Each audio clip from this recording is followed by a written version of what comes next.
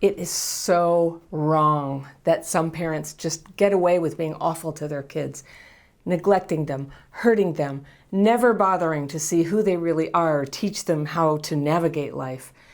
Everybody here on this channel knows exactly what I'm talking about. The injustice of the mistreatment that we went through, all the things we never got, enough love, enough validation. And then one day, a normal phase of development for people like us is to just start wondering that if all this trauma hadn't happened, would we be different? Would we be different? If you'd been parented properly, if you'd been loved and validated and given structure and approval and, safety, could life have turned out differently? So how a lot of people deal with this is with an approach called self-reparenting. And today I'm going to read a letter from somebody who asked me a question about it. I'll call her Kelly. All right. Hello, Fairy. Could you please share how one could reparent their inner child? Last summer, I went through a brief and explosive trauma bond. That's when people are with somebody who goes hot and cold and it ends up hooking you psychologically. I went through an explosive trauma bond that resulted in a breakup and unimaginable heartbreak. In hindsight, I can see all the red flags I missed, and I can see how my ex is even more traumatized than me. We live in the same building. Ugh, that is such a bummer. He's the one that left. He literally got up and walked away, and after the breakup, he isolated himself, and he's been actively avoiding me ever since. That was about 7 months ago. In the months that followed, I tried to figure out what had happened, and after a couple of months, I could see how my parents' depression might have something to do with it all. My father was imprisoned in a camp in a war area at the age of 5. Wow. His only crime was being European in a place that suddenly became hostile to Europeans. He and my mother divorced when I was 3. My mother never grew up emotionally. When she found a new partner outside Europe and moved there with me and my sister, she took me away from the people I loved, such as my grandmother, with whom we had been living until then, and from the place where I felt safe. And after months of crying my eyes out and running after my ex-partner, I guess we're back in present time here, who of course isolated even more, I understood that the situation I was in was an opportunity to grow. I started to walk my path of healing, fumbling, and staggering, and falling into every pothole, but I persevered. And on some days, there's more good than bad. On most days, I'm fairly happy with myself. I've come to the point where I want to do some digging to better understand the things I pushed away in my mind for so long. I'm 41. I was 10 when my mother radically changed my life for the second time. The first time was when she and my father separated. She was fully aware I didn't want to go, and she made no attempts to even let me know that she had heard my arguments and fears. Maybe she just really didn't understand. Now, the thing is that I'm not sure about is how to reparent myself, my inner child, if you like. I remember from when I was a child that it sometimes felt like there was someone who was older than me near me, someone who wanted to show me the way, my future adult me, or that's what I hoped back then. Now I am that adult me, and I'm confident that I can reparent myself. I remember that feeling of comfort from when I was a child, and that makes it easier to trust myself. But I'm not sure how to go about this, and I would love to hear any tips you might have. Kelly. All right. What a moving letter. What a story. Oh, what a family. So Kelly, I'm kind of a weird person to ask about this, and I'm going to try to answer your question as helpfully as I can, but I have to tell you this up front. I'm not really an inner child person.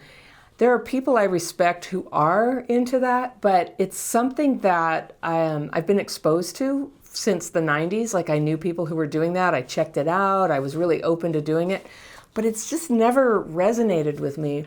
And I'll just say, I'm not trying to invalidate anybody else, because I really believe people need to do what feels powerful to them. And particularly when you say that you had that sense as a kid that someone older was with you and it was your future self, and that you might be able to revisit that, that does sound like a lovely vision.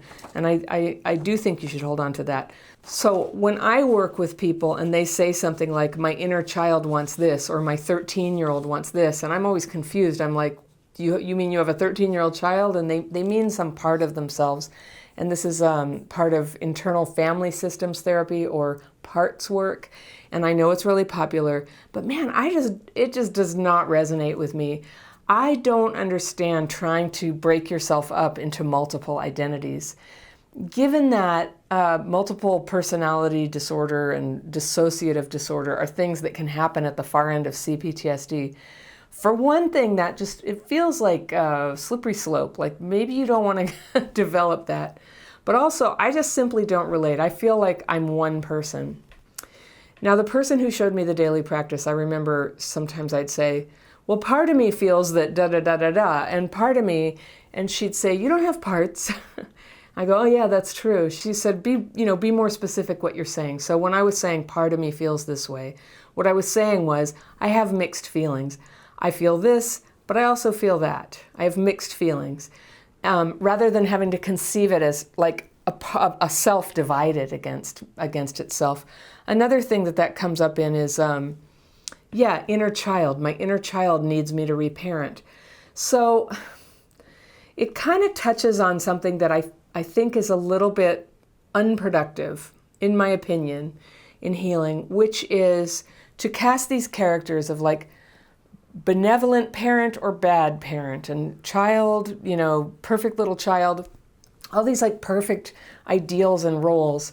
It's never how it is, right? I mean, kids are innocent. Kids are completely off the hook for how they are. But parents, there's just a lot of sort of characterization of parents when you talk about inner child. It's like, I was badly parented, I'll do it so much better. And I'll just say that my experience was my esteem for my mom went way up when I had my own kids. There were a lot of things, like there was a story I used to tell myself, like, she didn't care about me, she never took care of me. And then when I had kids, and we were very different. She was an alcoholic. I did not have that problem. I had my own problems, but they weren't quite as severe as that. I was able to be more present, and no perfect mom by any stretch of the imagination, but more present, more honest, more real.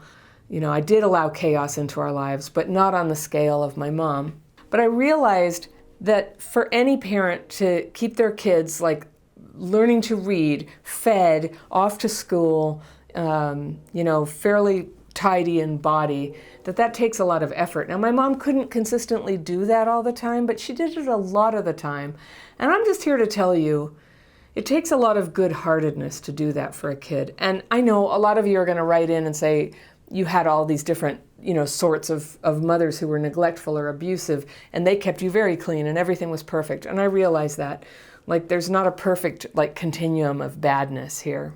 But sometimes I think this inner child concept encourages us too much to divide ourselves, to abdicate responsibility for what our current state is, what our feeling state is, and what we're going to do about it, and to instead kind of conceive of this person who's not us. I've heard this too in 12-step meetings where people say, my addict wants me to go act out.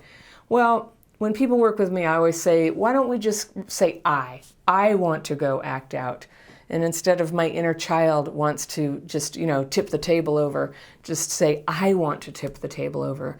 To me, it just seems that recovery depends quite crucially on being very, very honest about what's going on inside and being able to express it.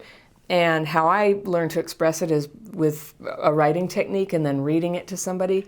But I got to express it, and that was important. But in every case, I was always saying, I have fear, I am resentful at. And really admitting and owning and taking sovereignty over both what was bothering me and the power to change things. When the problem is me, I can change them. If I imagine some character who's actually responsible for my problems, it is a way to kind of not to lose your power, to disempower yourself. And if you disagree with me, maybe you will. But I don't think it's necessary. If you like the idea of an inner child and reparenting, I'd say go for it. But it's not like everybody does it. It's kind of an offshoot thing. Some people might say there's some evidence it's helpful. The evidence is whether it works for you. That's the evidence you want to look for. But if you ask me, I just would say, radical self-honesty, radically looking at like, what am I doing to screw things up right now? And no creation of characters like some addict and some child and some parent. The other thing that is part of realism is, and this is sad, but some of the saddest things I think it's really important to face, and that is that I don't feel we can reparent ourselves. But I think, it's too late. That happened. The damage was done. And I arrived in early adulthood, like not knowing a lot of stuff. But on the other hand, because I didn't know a lot of stuff, I knew a lot of stuff. I got a lot of street smarts going for me. So any effort at reparenting, it would feel phony to me. I just don't consider it real.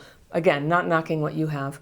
Some things that did heal me a lot around the wounds that I got from not being parented adequately. One was having kids.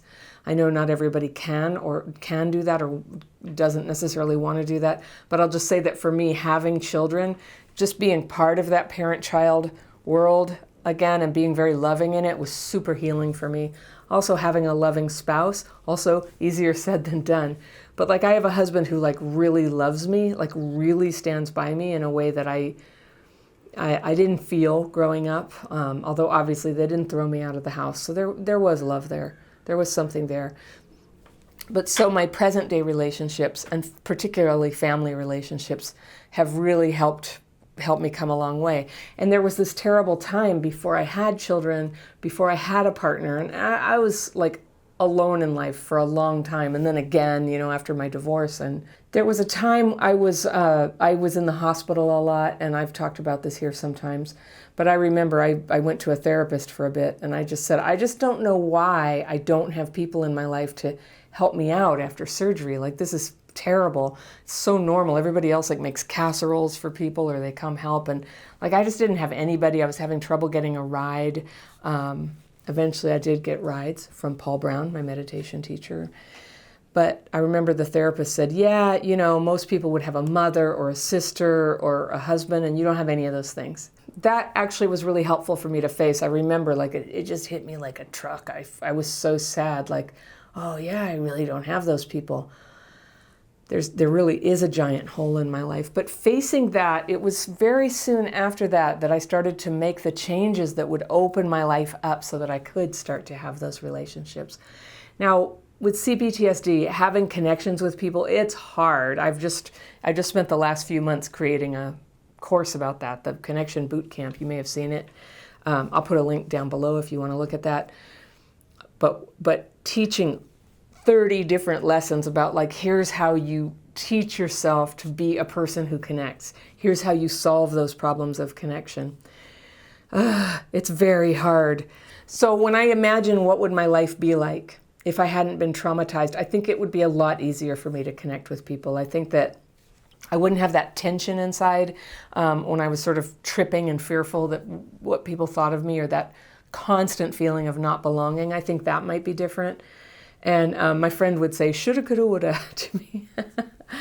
So I know it's, we're just imagining things here. That scenario never happened. So we're in this scenario. So we do the best we can with what we have. And what I think reparenting means is, what I think is meant by that is teaching yourself how to live life. And I am all about that. I feel like I grew up feral. Feral. I didn't know a lot of stuff about etiquette, manners. I mean, I was a nice kid, but I didn't know how to use a fork and knife together. I didn't know about thanking people or apologizing for things. I remember when I went to a new school in 4th grade, I got in trouble with the other kids. The teacher went out to go to the bathroom or something, and while she was gone, we made a big mess, or we were throwing erasers around, and we got wild. And she came back into the room, and she said, who did this? Which of you did this? And I was so conditioned, like, I'm going to lie. I'm like, I didn't do it. No, I didn't do it. Well, the kids who did it, all of them except me, raised their hand. And then she said, well, you're going to have to stay after school and clean the blackboards. And everybody just kind of like quietly went along with that consequence. And we carried on in the classroom. And I remember I was like 9, and my family had just moved to Arizona. I was in this new place, in this new school. And I was just like, oh my God, I love this school. This is so great. Like, people tell the truth and there's rules, and oh, I ate that up. I loved that. And so I really was hungry for that kind of structure. That's what that memory tells me. I was hungry for the structure. And so, you know what? I found it. I gravitated towards kids who had parents who would sort of lend that to me. I read books. I was really into books that were about people trying to live a good life. I was really into like Laura Ingalls Wilder. So I think I understand what reparenting is. I taught myself that stuff. And then also going on into 12-step recovery, having a sponsor, like asking for help. And then from a friend, I sought specific mentorship on how to have a relationship and how to date so that I could do that right. Like, I don't know if anybody gets that. That's like a fantasy dad does that for you. And I got it from a friend. It was a male friend, and who helped me very, very specifically and powerfully to change the way I dated. And I sought help when I met the guy that I'm now married to because I wanted to get it right. So yeah, I just want to encourage you. There's a lot of ways to get that help if you ask for it, and you can't go back in time. So to me, it makes sense. It makes sense to me to stay, I am me, I'm one person, I'm not a bunch of parts, and I can ask for help from people I want and teach myself how to be a wise and prudent and moral person the way fantasy mom and dad would have taught me in my dreams. And they did, you know what, they taught me a lot. They taught me a lot about being worldly and having adventures and being resourceful. So, you know, that's something I wouldn't have gotten from my fantasy parents. So that's a little bit about me. But I love what you're doing. I love your story about trying to overcome this. And I want to return to this idea of the relationship where you realize there's a relationship between this trauma of the parents and the way your mom like completely didn't see you or get you when you were 10 and you had to move to a new country. Yeah, I was 9 when we moved to Arizona, and actually from the San Francisco Bay Area, center of hippiedom, down to an Air Force base in Tucson, it was like another country. So a little bit I relate to you. And we moved away from my real dad who loved me, and it was terrible. I could barely eat for 6 months. I got really skinny. I was always kind of a chunky kid, and I got very skinny and sad. So I really empathize with you being just crying your eyes out and being taken away from your grandmother, me too, and going to this strange place. And she made no attempt even to let you know that she heard your arguments and fears. And, you know, I can imagine your mom had to do what she had to do. There were probably financial problems. She met some new guy. She had to do this, and you say maybe she really didn't understand. And sometimes if she was traumatized, and it sounds like she could have been given the whole story here, if she had trauma, understanding gets temporarily shut down. And one of the saddest things is when somebody like a parent hurts their children or other people, and they become so fragile, they have so much ego around never facing that they can't. And what happens is their life just turns so empty.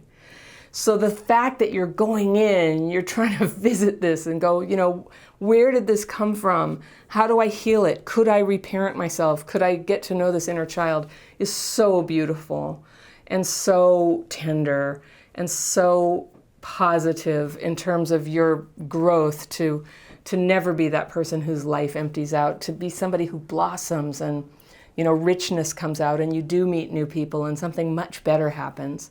And isn't that what we all want? Isn't that really the great dream of what we're after here in healing, is that something new will happen, that some goodness will unfold and surprise us, and we won't have to manufacture every frickin' good thing that ever happens, you know, through effort. And it can happen. That's the nice thing about it. And it happens when we're honest with ourselves. So I love you, Kelly. I love what you're doing. Keep going.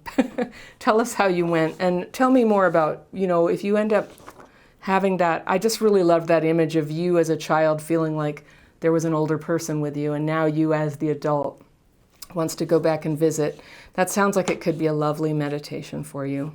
So I'm all for it, even if I'm just like a tough ass myself who never does it. All right. So I have a second letter. And this one is from Deborah. And this is on a similar theme. It's about parents and children, all right? Deborah says, I want to ask about how to manage healing when we find ourselves as both the victim of CPTSD and the perpetrator of the next generation of CPTSD. I know a lot of people can relate to this. This must be pretty common, says Deborah, but I don't see much on it yet. A popular book I'm reading on CPTSD recovery seems to talk about parents in a terrible light, as though they are the enemy and we are encouraged to be angry with them. But this is difficult to resolve in my own healing because I'm not just a daughter of abusive parents. I have, unfortunately, also been pretty abusive. I've been a neglectful mother as well, despite desperately trying not to do that. So those statuses are true for me simultaneously. Oh, I hear you. Okay. I have so much I want to say about this. I've got a CPTSD family system, CPTSD parents, a CPTSD husband with CPTSD parents too. She says, we met in childhood, we trauma bonded, we're still together, and a 13-year-old son who's also clearly living with CPTSD that my husband and I for sure caused him. I wonder if that's true, but okay. It's only been about 6 weeks since I've had the big breakthrough that I have CPTSD after decades of trying to figure out what TF is wrong with me, what the F, including becoming a therapist myself to try to deal with my family of origin where I'm the daughter, and my nuclear family now where I'm the mother, and my problems, and experting myself in every other nearby disorder and disease, and nothing stuck until CPTSD, of course, LOL. I would love to hear more on how to live and heal with a CPTSD family system, which many of us are probably living in, and how to heal the dual role I seem to be in of both suffering with CPTSD from my own pervasively cruddy and shame-inducing childhood. Cruddy and shame-inducing, I like that. I mean, I don't like it, but you've said it very well. And unfortunately, having unconsciously become a parent who caused CPTSD in my own son. Again, many of us must be in that boat, right? You keep checking for validation, and I'm just going to tell you right now, Deborah, yes, many of us are in that boat. So many people write to me. But you wrote this in a nice short letter, and I'm going to answer it for everybody who's in this boat. This is so painful, and yet I finally have hope.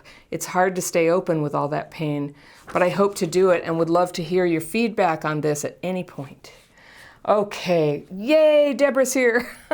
This is so great. First of all, everybody who had a parent who hurt them, what would you give if your mom showed up and wrote a letter to Crappy Childhood Fairy saying, can you help me? Change how I did that. I mean, right there, Deborah, you just get 100 points for just showing up and trying it. This is the fact. Hurt people hurt people. We all know that. We don't want to do it, but it's almost inevitable that somebody who has not yet found healing, which is almost all of us until very recently, right?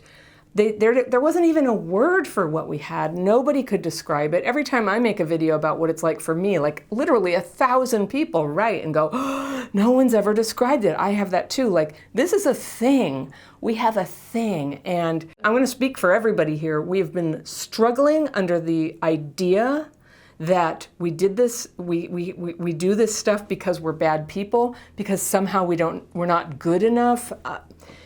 And what this is a very predictable and common pattern for human beings who get treated in an abusive manner. It's what humans do. And so when we wake up and we go, wow, I followed the pattern, I lashed out, I was unfair, and you weren't specific about your abuse, so I don't know exactly what it is, but I think you're referring to neglect. And I assume that means caught up in the drama of life and your marriage, so much that it was hard to pay attention properly to the kids. Am I guessing right? I'm going to guess that's it. I totally understand.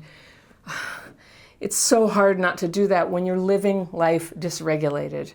When you're dysregulated and you have the attachment wounds of CPTSD, the way you have children is you're in relationships with other people, and quite often they are going to be traumatized people, not always. And the symptoms of CPTSD are going to come out in predictable ways, which is spacing out, lashing out, getting over emotional about things, feeling really depressed and scared, not being able to be present, sometimes financial problems, crappy partners that you bring in, all of it. Like if we could all like raise our hand in fairyland, like who's ever done this? Like it's really, really common.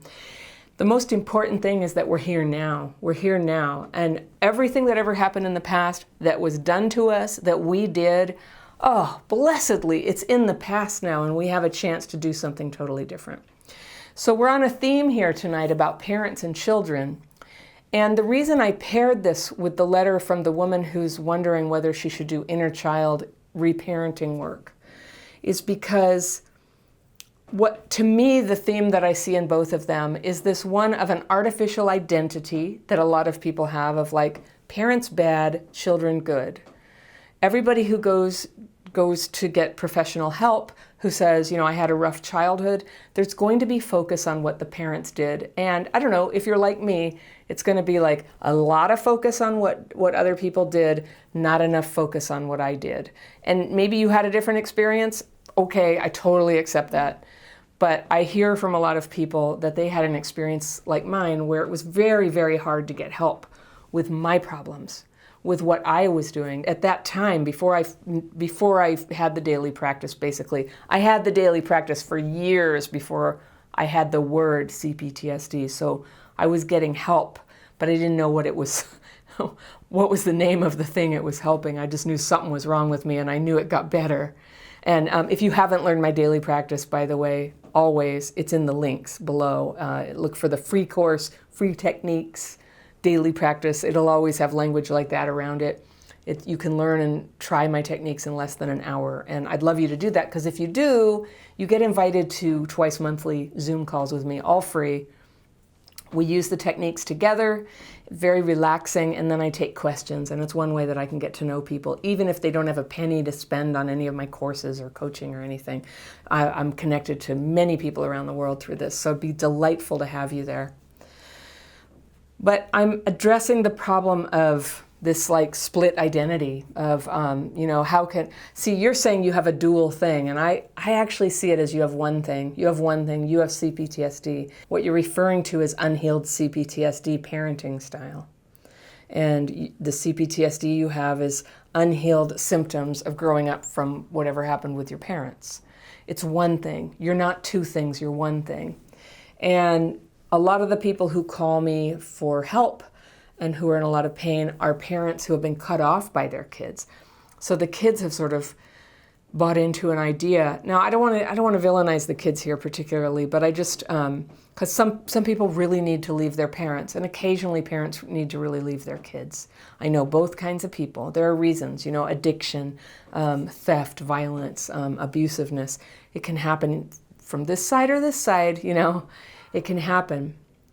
But in our culture, there's very little forgiveness for parents who screwed up in the past, and no matter what they do, there are some people who are never going to forgive them. And this really pisses people off, but, and I'm not going to go with the word forgive. I think forgive is a verb that doesn't always apply. I teach techniques to get free of fear and resentment. Fear and resentment is stuff, that is the emotional like garbage that's laying around after the party. A bunch of hard stuff happens, you have your emotions about it, and then for days or months or years, you're still resenting and ruminating about what happened and identifying with it. That's fear and resentment. And you don't want to have that. You want to have some like flexibility to come into present time and be who you are now, and not have who you are be dictated by what people did to you long ago. I don't want to be that. I'm not that. That would be terrible. That would be terrible if I were defined by that. I am not my trauma. I am Anna Runkle. I'm something quite fresh and real and not defined by trauma. I have a lot of life experiences, good and bad. So this is not to invalidate the people who, I know some of you out there have been hideously abused.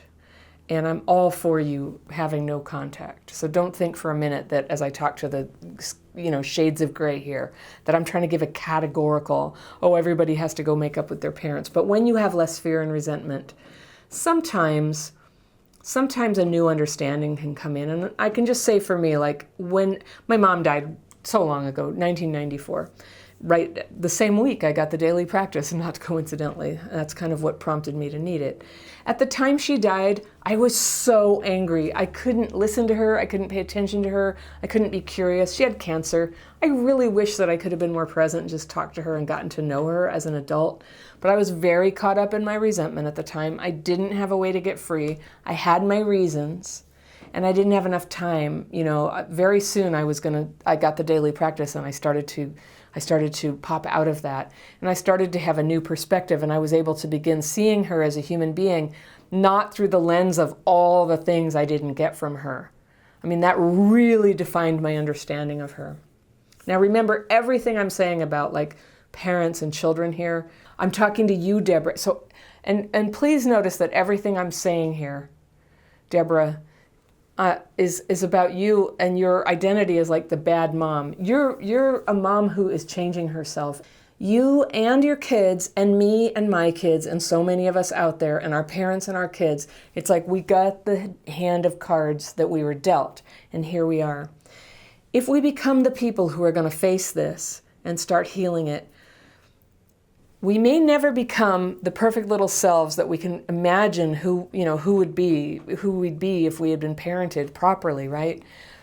That's just doesn't even exist. But what we can be is people with huge hearts and souls who have an understanding of suffering, who have an understanding of love because we've had the experience of not being loved. We have a capacity to know what love is. Unless you've ever been hungry, you can't know how precious food is. If you've never lacked water, you don't know how life-giving water is. It's just everywhere. So we know about love and connection and parenting, and we can begin to work on it. And it's a wonderful, worthy project is to try to become better at it and to try to show up with love. And not just for kids, of course kids, but the other people in your life too. And the more that I've healed, the more I'm sort of surprised, like my spectrum of how much love, like kinds of love. There was sex, and there was friends, and then there was everybody you hate. And soon your friends and the people you had sex with, you hate them. I don't know. It was a very narrow spectrum. And the more I grow up through healing from childhood trauma, I just start to realize all the subtle little currents of love and all the super strong oak tree versions of love and all the ways that you can just kind of walk around in love and just giving a little encouragement to people.